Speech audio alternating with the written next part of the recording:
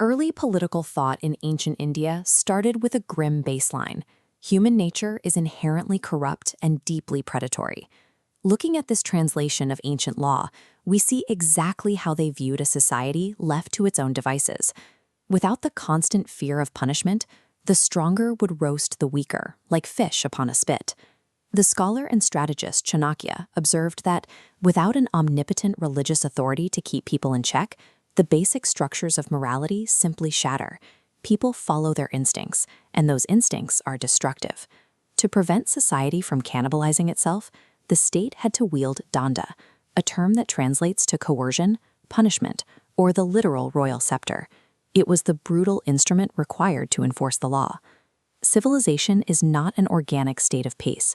It is an artificial perimeter, carved out by force and ruthlessly defended against human instinct. You can see the scale of that ambition in the geography of Pataliputra, the Mauryan capital. This sprawling city sat at a strategic nodal point, projecting order across the entire Ganges system. Maintaining peace inside that capital required severe physical infrastructure.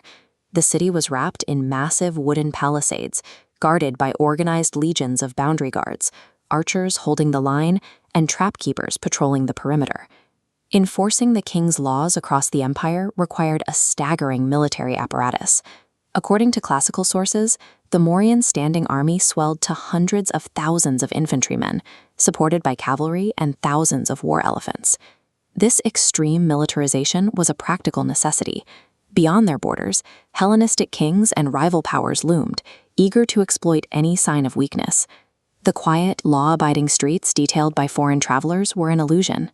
That domestic peace was purchased by maintaining an overwhelming, heavily armed presence at the edges of the empire. But an army of that size presents an immediate logistical crisis. When soldiers are not actively fighting, they are sitting idle, draining resources from the royal treasury at an alarming rate. The supply chain to keep this machine running was highly complex. The state employed a vast network of elephant doctors, trainers, armorers, and administrators just to measure and distribute the daily provisions of grain and meat. Chanakya recognized that a state's military power is entirely dependent on its wealth. The true source of defense isn't the foot soldier, it is the treasury that feeds him. If a king exhausts his finances on endless military campaigns or poor management, he will inevitably be forced to levy oppressive taxes and seize the assets of his own citizens just to keep his soldiers paid. Military force is strictly bound by economic reality. A ruler who bankrupts his nation to fund an army ends up cannibalizing the exact population he is supposed to be protecting. Because of this, the Arthaśāstra treats absolute power as a severe liability. Wielding it incorrectly guarantees the destruction of the ruler.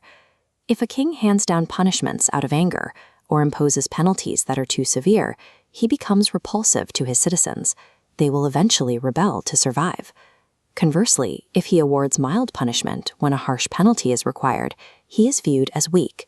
The fear of Daṇḍa evaporates, and society slides backward into lawlessness. The survival of the state requires Daṇḍa to be administered with mechanical precision. It must be applied exactly as deserved, impartially, functioning less like a human judgment and more like a law of physics. This careful calculus dictates foreign policy as well. A wise ruler avoids costly sieges that destroy resources. Instead, he uses silent battles, deploying spies, bribery, and targeted assassinations to sow dissension and capture an enemy's territory intact. The highest achievement in ancient statecraft is projecting such overwhelming, calculated violence that the enemy submits and the sword never actually has to leave its scabbard. This diagram maps how Daṇḍa enriches a state. A reliable punishment policy strictly stabilizes the environment, guaranteeing physical security for trade and agriculture. This rigid structure also restricts the highest ministers, blocking corrupt practices that siphon wealth. The king's role in administering justice functioned as a spiritual act. Ancient sources equate the maintenance of social order through impartial law with the spiritual reward of performing a massive Vedic sacrifice. A government's strength is ultimately measured by the prosperity and internal discipline of its people, built entirely on a foundation of perfectly calibrated deterrence.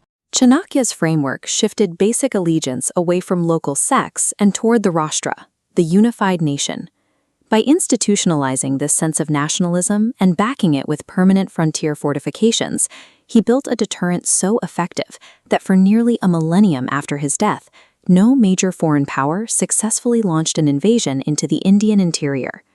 Righteous authority and impartial justice outlasted the Mauryas, becoming deeply embedded in civic norms and carved into the subcontinent's most enduring monuments.